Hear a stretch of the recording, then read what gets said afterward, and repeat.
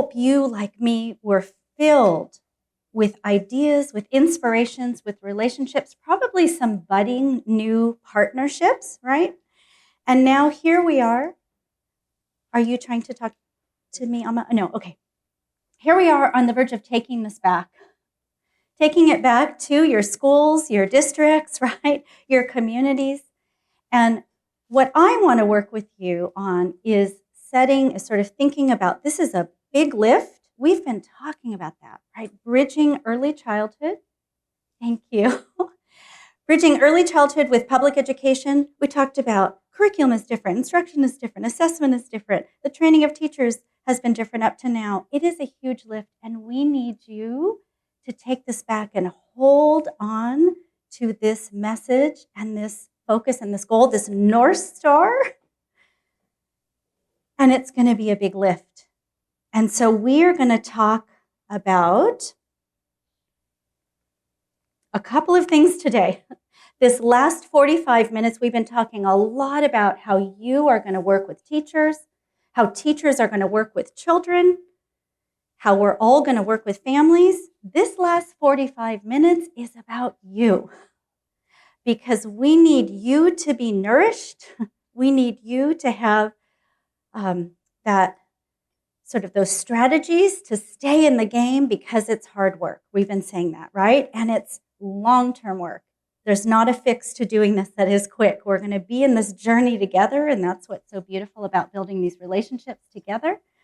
So we're going to revisit state-dependent functioning. I talked about this yesterday for children, but now we're going to think about it for you. We're going to think about the pathways given our stress to regulation and things you can do in your school site and things you need to do at home. And then we're going to talk about heart play to close out. Okay?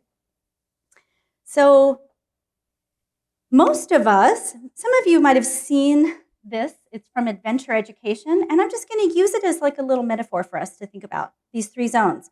Most of us operate in this comfort zone throughout our days, right?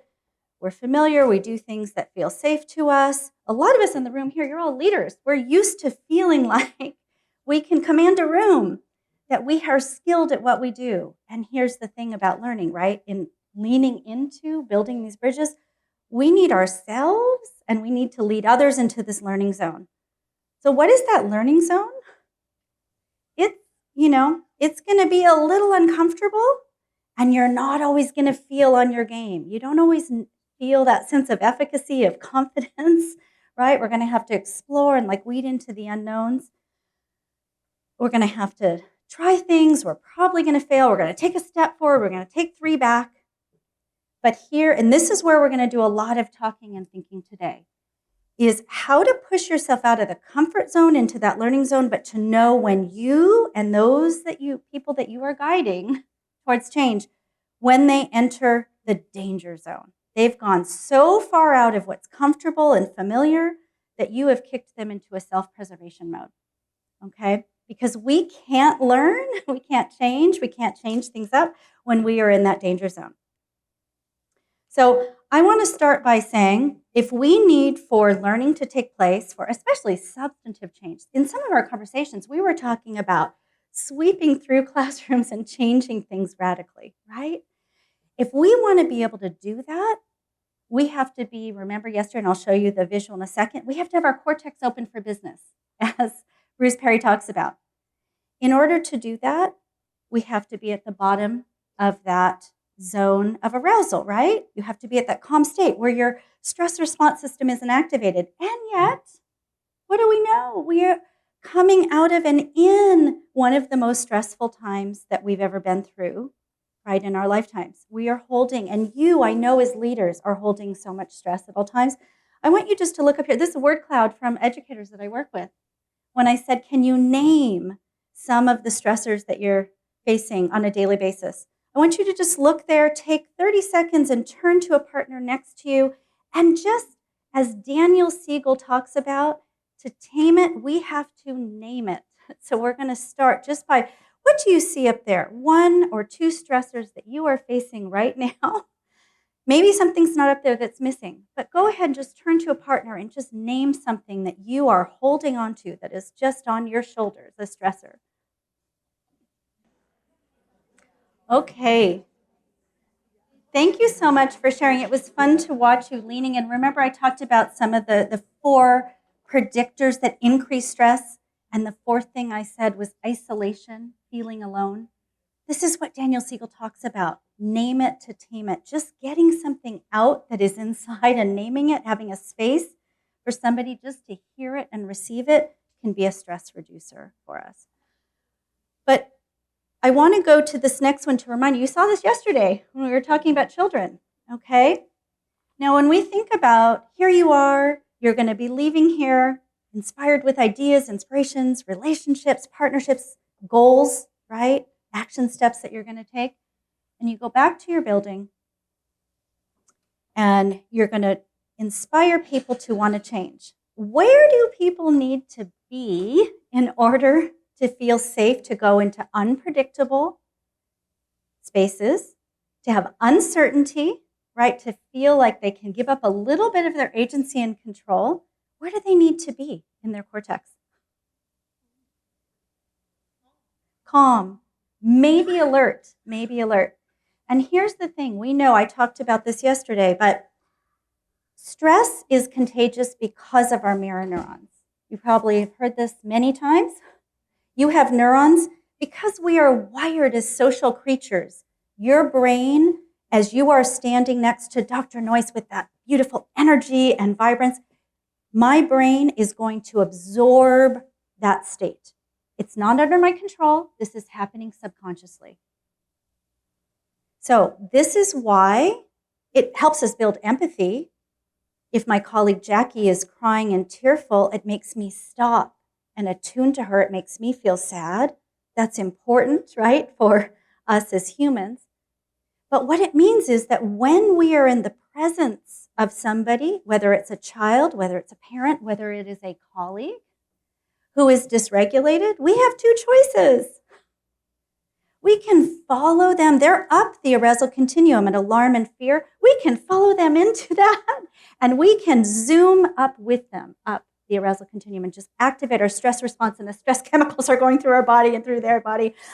Or, because stress is contagious, it's just your mirror neurons trying to absorb my emotional state. Or we can learn to build self-awareness of where we are, that beehive of activity that's just churning inside of us. We feel like exploding. We're just noticing that. And we can be calm and co-regulated. And just like stress is contagious, calmness can be contagious. And this is one of the things that we have to do in order to lead people towards change, especially when we're starting with people who are up the arousal continuum. So I want to go here to the brain. You've also seen this in each one of my sessions. But here's what I want to talk about. That lower brainstem, right? That says, am I safe? Am I threatened? That's all it's asking. And then it's activating a stress response, sending out those stress chemicals if there's an internal threat or external threat. And what did I say creates that stress? Novel, things that are novel, things that are uncertain, not having agency and control, and isolation. Okay, we're talking about the work that you need to do to go back. You're going to be hitting all those buttons, right? Well, I don't know how to do play-based learning. Uncertainty when I've done all the adult planning and directed learning. Now I'm going to share power with kids. Yikes, right? I don't have as much agency and control. And if people feel isolated, they don't feel like they're learning in a team, they don't feel supported by their administrator, you can imagine that there's a lot of isolation there. But here's what I want to tell you, what we're going to talk about is that Bruce Perry, and again, I just look to him as somebody who has taught me so much about state-dependent functioning and brain-based learning in environments. He says the more somebody goes up that arousal continuum, the higher they are, the more they do something called state-dependent regression. Okay? So what you're going to see, let's go back here, the more somebody is threatened, the more fearful they feel, and so they're going up here, their stress system is activated, the less like an adult they're going to act, and the more like a young child who is not able to regulate. Okay, can you all relate to that, right? Now I'm going to go, sorry, I'm flipping back and forth here, but I want to say, and the more they go up the arousal continuum, the less access they have to that limbic brain, and almost if they are up at terror and fear way up there, 90% to zero access to the cortex. Now let's think about that, folks. We want them to change. We want them to do equity work, powerful equity work. That means me attuning to you, me listening to you, understanding your stories, being able to think about the impact of my bias on your lived experience, being able to think about your perspective, being able to recognize the consequences of my actions. All of that takes the cortex, all of it. And so we have somebody up the continuum. I just want to read to you a few things that happen when people are in state-dependent regression. And think about, maybe give me a thumbs up if this resonates for you, okay? So when people's cortex is closed for business and less accessible, here's what you're going to observe in adults around, in yourself and adults around you. They're reactive, emotional, anxious, and activated. They are externally focused and vigilant. They're emotionally and physically exhausted. It is really tiring to have all those stress chemicals released in your body. They're less capable of being creative, inventive, reflective. What do we need to do big work in transforming our system? Creativity, innovation, right? Persistence, all of these things. They're going to make lower quality decisions. Why? Because they're more reactive. They're not able to think with the cortex, right? They're just making quick decisions, not thoughtful, intentional, equitable decisions. And here's the big one that I want to say. When people's cortex is closed for business, they are not receptive to new initiatives and change. Does that make sense? Right? Because it's too scary. Their brain is saying, oh, no. Anything that I do not understand, that is not familiar, is a threat.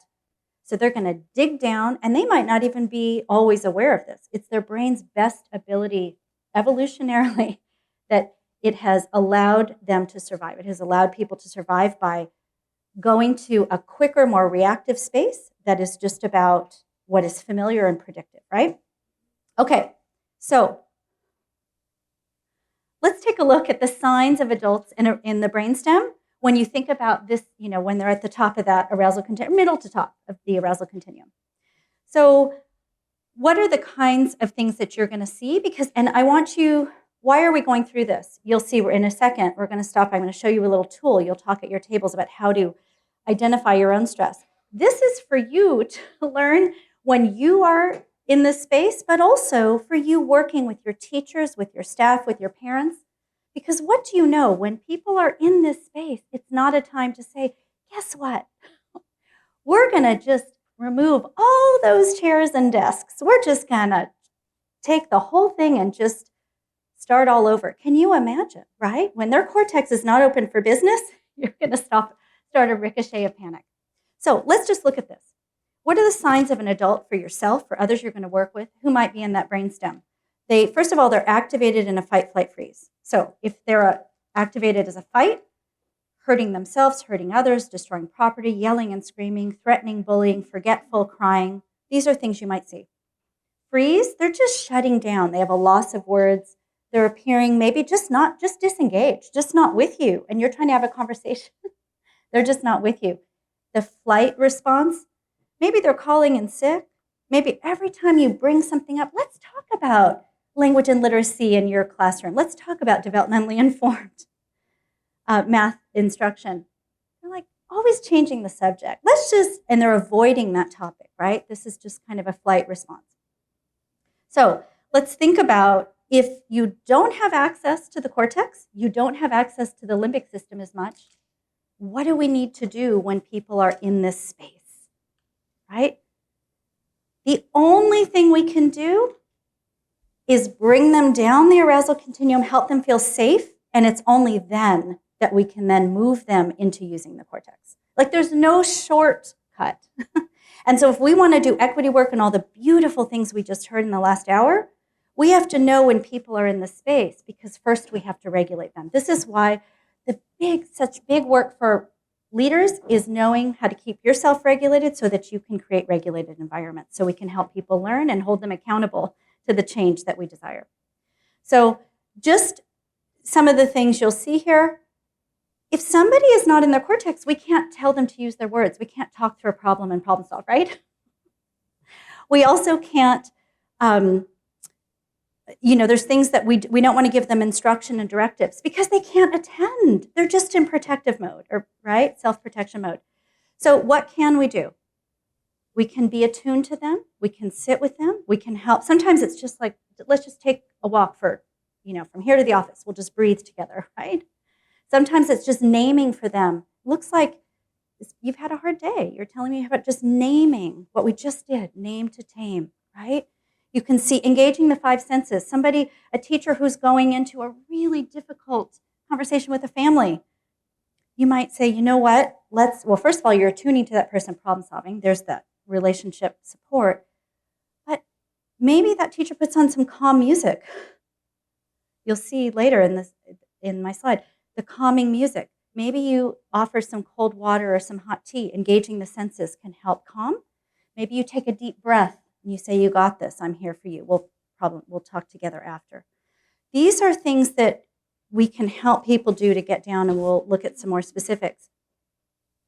But what I want to say is the more stressed they are, the more they're going to be in the danger zone, and what are people going to do? They're going to revert to self-protection mode, and they're not going to be able to do any changes. So for you to be able to notice some of those behaviors and learn how to guide people back down is really important. Now, here's signs of adults that are in their cortex. You're like, okay, we can talk about changing your classroom. We can talk about changing things on the yard, introducing an outdoor classroom. Obviously, not hurting self, others, or property. They're responsive to words. They're responsive to your conversation. They can take another perspective. When we're thinking about equity work, it's very powerful to say, well, let's just stop for a minute and imagine the situation through the eyes of that young child.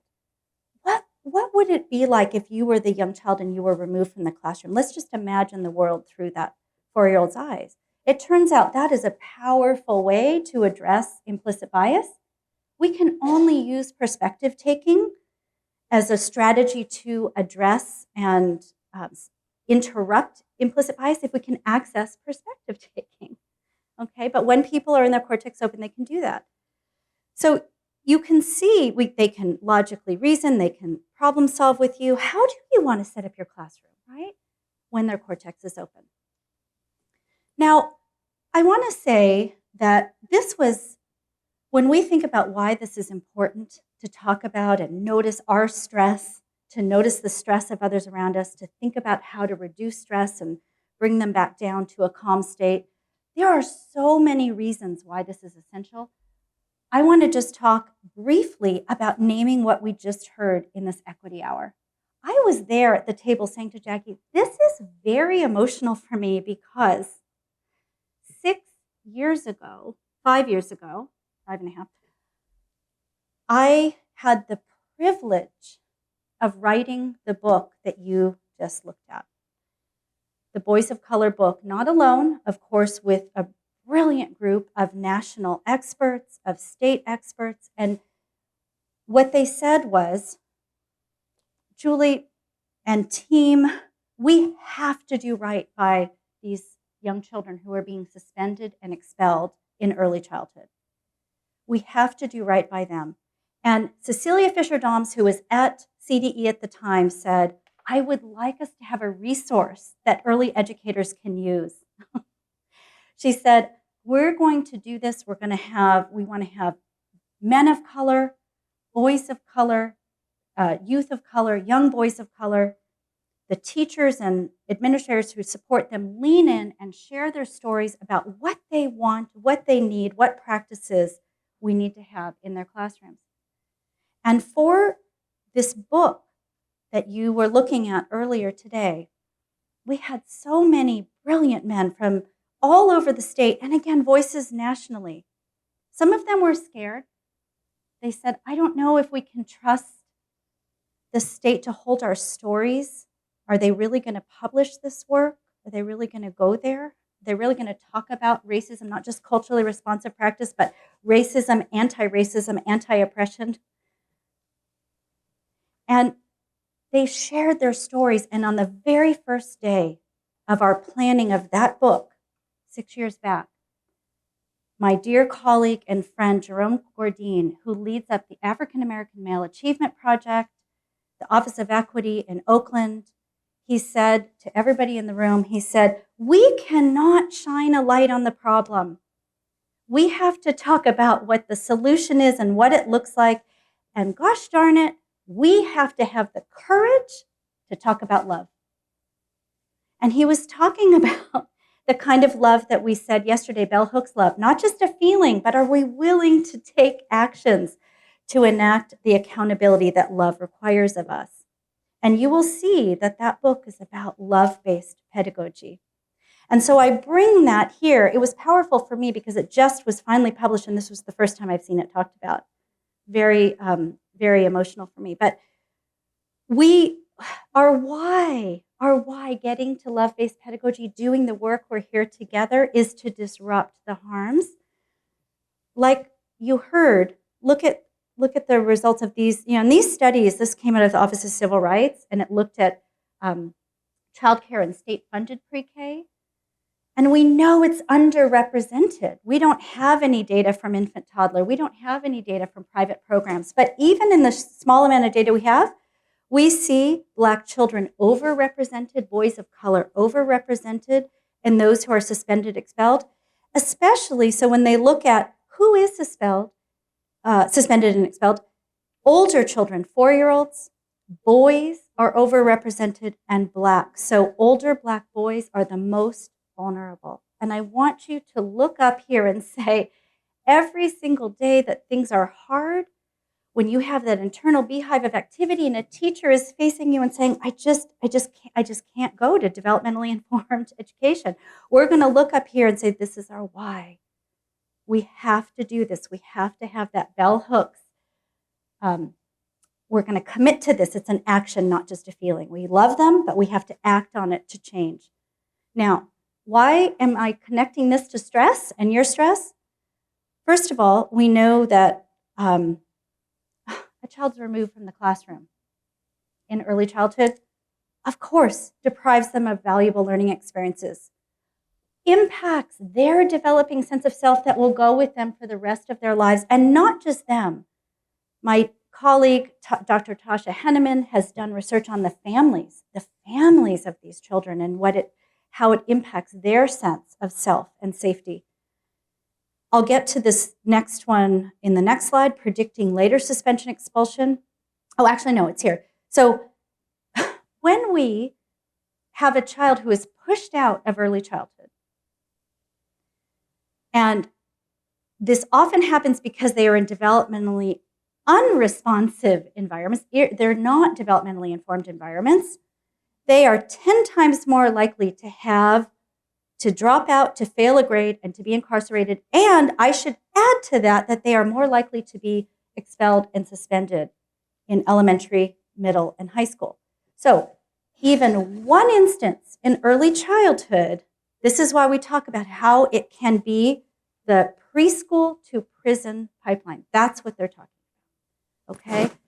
Do you see why when our brainstem is in charge and it's more reactive, quicker, not able to access the cortex, not as thoughtful, not as supportive of attunement and empathy and so on? Do you see why regulation is the name of the game here? Self-awareness and regulation. I just want to briefly say this, that what does exclusionary discipline, people don't call it an early childhood suspension expulsion. And it looks a little different. So I just want to give you the code so that you know what this can look like and sound like. It can look like sending a child out of the room to sit in the principal's office for the day or the director's office. It can look like asking a family to pick up their child. And if you're asking them to do that over and over, that's what soft expulsion looks like. They're having to leave work to come get a child because the child can't sit for 40 minutes at circle time to do something that they shouldn't be asked to do. And expulsion can look like telling a family, this is a really, and it's a little different in public school than in preschool programs, but I want you to notice this language. Your child isn't a good fit. That's the language, instead of suspension, expulsion, that we hear a lot. Your child needs something else. We care about your child. We love your child. but your child isn't a good fit for this school. We'll help you move to another school. Okay, so this is what it can look like. And here's the link to stress. What increases the likelihood that this happens, this suspension expulsion for children? Lack of knowledge of child development, program factors, bigger classes, longer days, and the two ends of the continuum. Way too much structure and not enough structure. Okay, that makes sense, right? Teacher stress. Does that make sense, right? That we have more stressed teachers and you have big classes, children who are presenting all sorts of behaviors, and so you have more reactivity and implicit bias. But here's where it comes down to, we were talking about this earlier, preschool expulsion, I would say suspension too, it's not a child behavior, it's an adult decision. And this is that love-based pedagogy. We need to hold ourselves accountable to make decisions about our environments and about how we interact with children, that we don't end up with those. And here's the book. I just want to say that this is on your Padlet, I think. There's lots of different protocols. There's lots of vignettes and stories and things that will support you to work with your teams. And this is long-term work. So we'll hold on to our why. We have this saying in early childhood that the way I treat you, it's this idea of parallel process. The way I treat you is the way that you will go on to treat others, right? And this makes sense. So if you are able to support the teachers, the people that you're working with, they are more, and you're modeling that for them, that it's okay to take small steps. I'm going to see you for your strengths, appreciative inquiry, I'm going to support you. They're going to be able to bring that into their work with children. On this cutoff here, using the power of the mirror neurons, I talked about this. Stress is contagious, but so is calmness. Okay, I want to just have us stop for a minute. If the name of the game is regulation and knowing about how to reduce stress, the first step is you developing the superpowers to know about your own stress, because you're the one who's sort of holding, right, all of this work for the school that you are at. This is a tool that my colleague Julie Kurtz created, and I'm going to just really quickly talk us through it. I'm going to give you a few minutes at your table to think about how you might use this, how you would show up with these different things. So green, orange, red. Green, bottom of the arousal continuum. Your CEO, your cortex is open for business. So this is Kyla, who went through one of Julie's trainings. When she thinks about what are the clues physically in her body, she has relaxed shoulders, her breathing is regular. What emotions does she have? She usually feels calm and happy. Her thought, she's like, oh, I can give myself grace. I can give you grace. You're doing your best. You cut me off in the freeway. It's okay. You're having a hard day, right?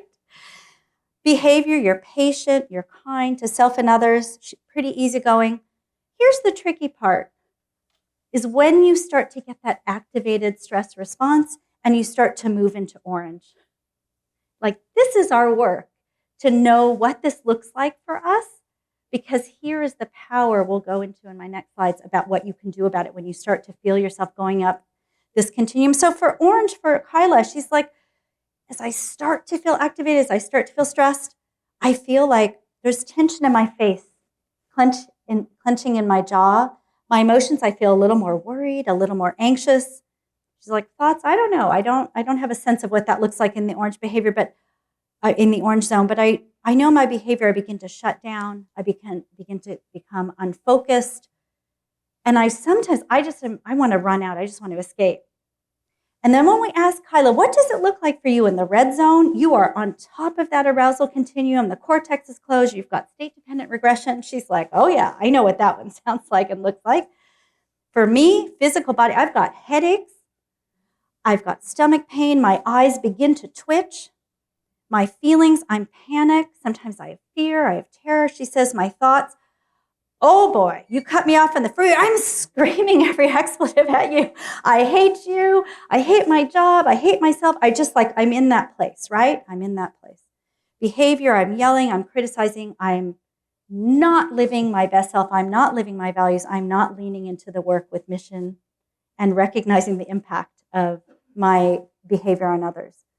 So I want to just give you a minute. Talk at your tables. What do you know about yourself either your physical body sensations, your feelings and emotions, your thoughts or your behavior in the green zone, the orange zone, or the red zone. What can you pull out from this and just make visible with some people around you?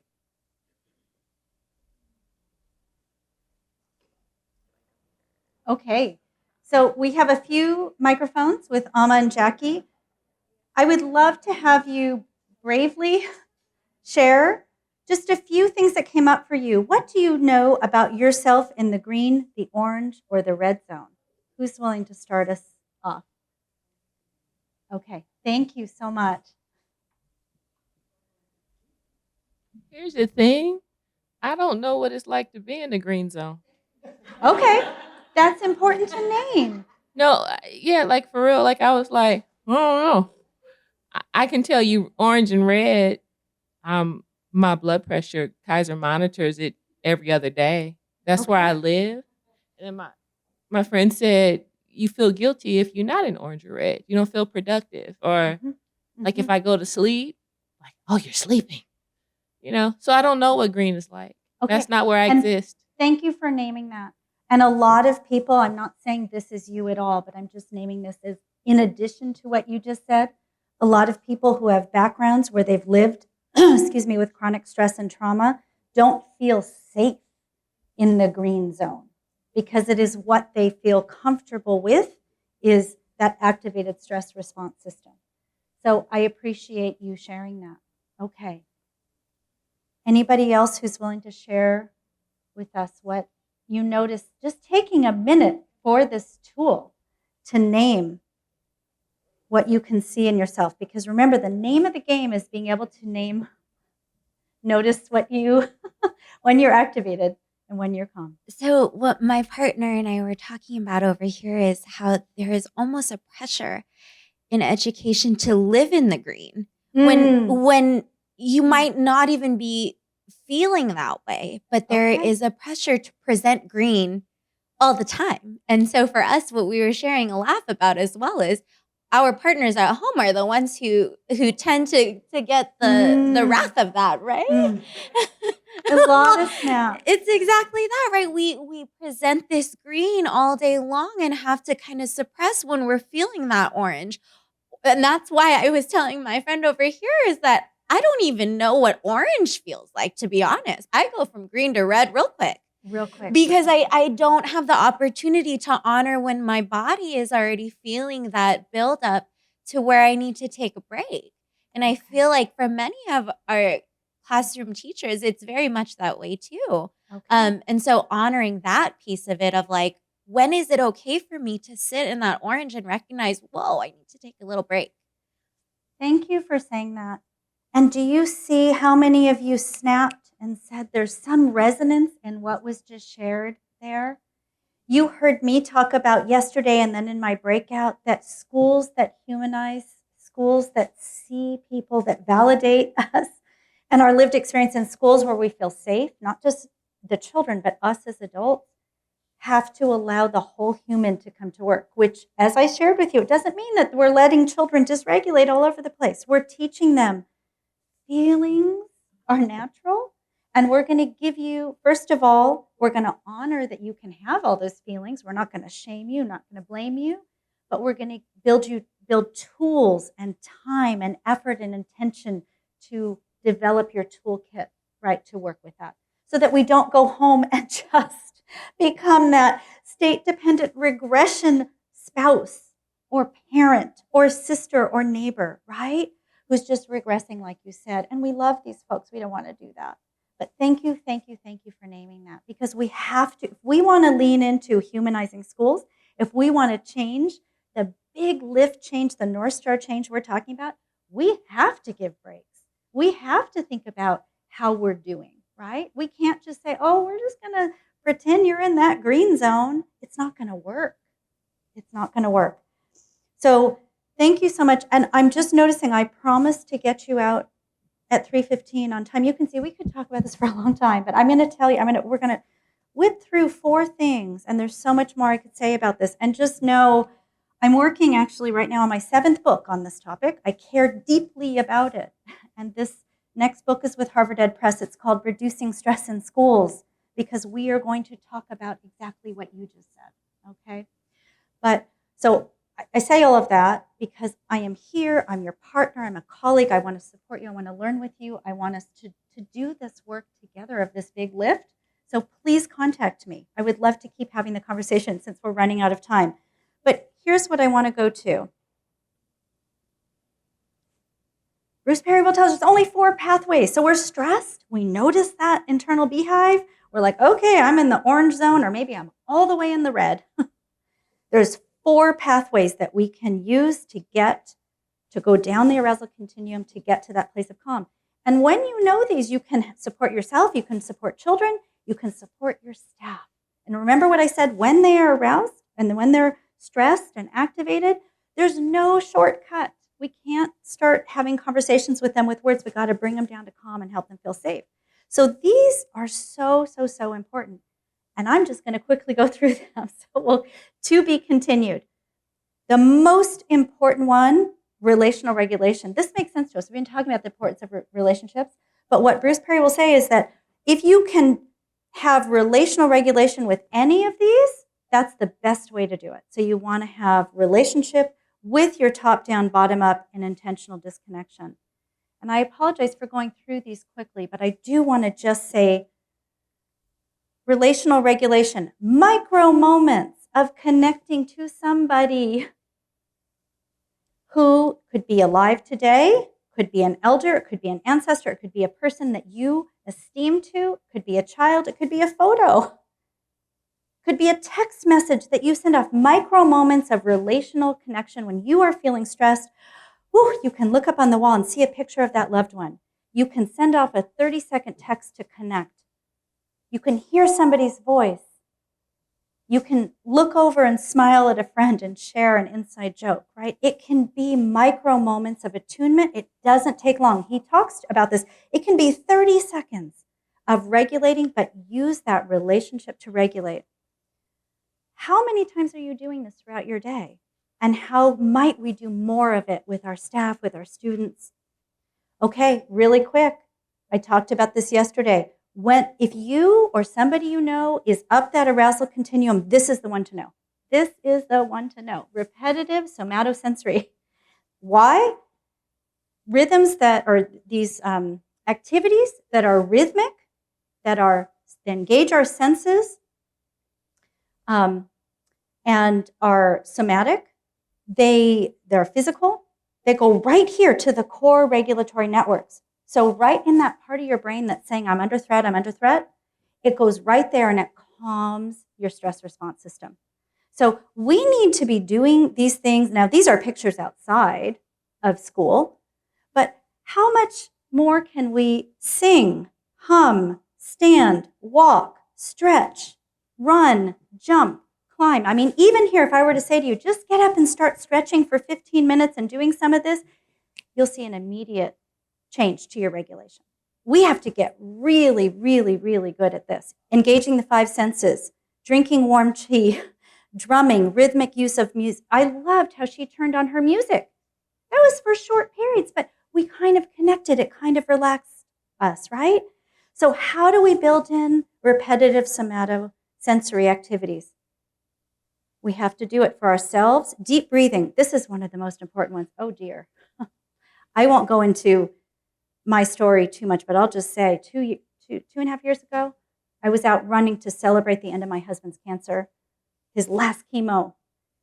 And a car was speeding through a red light, came up over the park. I watched it come at me and I was hit by a car. I was thrown 20 feet. I broke my neck and my back and I had so many injuries. Do you know why I'm standing here today fully healed? No PTSD, because I knew about this, the stress reduction. I knew how to support. I said to the paramedics, breathe with me, smile at me, give me hope that something's going to be okay. Just keep breathing, keep smiling, keep helping me. And I used music when I was in the emergency room. I said, can we put on Trevor Noah? I just need to hear something, just to feel a sense of connection. Breathe. This is your number one repetitive somatosensory that we can learn, is learning how to take a deep breath, belly breaths, 2 in, longer out, 3 or 4 out, because that is going to calm your nervous system. We're teaching children how to do this. We're normalizing it in schools. Here's a transition. The child is learning to do a tough pose in a transition with families. Okay, I'm just going to quickly go to my last 2 more slides really quick. Top-down approaches, we think of these all the time. It's using your thoughts to calm, a grounder, a mantra, I got this. This too shall pass. Counseling and talking and professional support. Mapping out solutions. These are really important things, but it's using your brain to calm your body. If you are up the arousal continuum, what is not accessible? Language and your cortex. So these are overused in America when we're stressed. And I'm here to say it's good. It should be in your toolbox. But remember, when you're really stressed, this is not the right one. And then the last one I want to say, intentional disengagement. This is what we use the most often. Our brains just take a brain break. How many of you have been sitting here in my talks and other talks, and you just find yourself just kind of wandering away, thinking about a lesson plan or thinking about something you have to do? Your brain is giving you a break, like just too much, and then it comes back online. So this happens all the time. But look at all these different ways that this happens. And this is more outside of work. We can do it inside work. But I'm going to tell you, sometimes we go home and we're like, oh, I don't have time to do that. I've got to get to my emails. I got to do this. When you do this, you take your break to lose yourself in watching your favorite TV program, to do some prayer or meditation, to go out on a hike, to bake, to whatever it is that's your thing, right? What you're doing is you are bringing yourself down to calm so that your cortex is available, right? So we have to remember to do this. Relationship with top-down, intentional disengagement, bottom-up. And I wish I could say more. I'm going to stop here on this one because you know what? How many of you relate to this, right? You're cheetahs. You go at your slowest day, 50 miles an hour. On your regular day, 90 miles an hour, and you feel like you can't stop because just the emails roll in and the demands roll in. For you to hold this work, to hold those beautiful children in your mind, to do right by children, you have to be able to recognize your stress, recognize other stress, use strategies to reduce your stress, and that's going to mean slowing it down and saying, for this moment, for the next half hour, I'm not a cheetah. Anyway, I'm going to stop there. I thank you so much for being here and for everything that you've offered.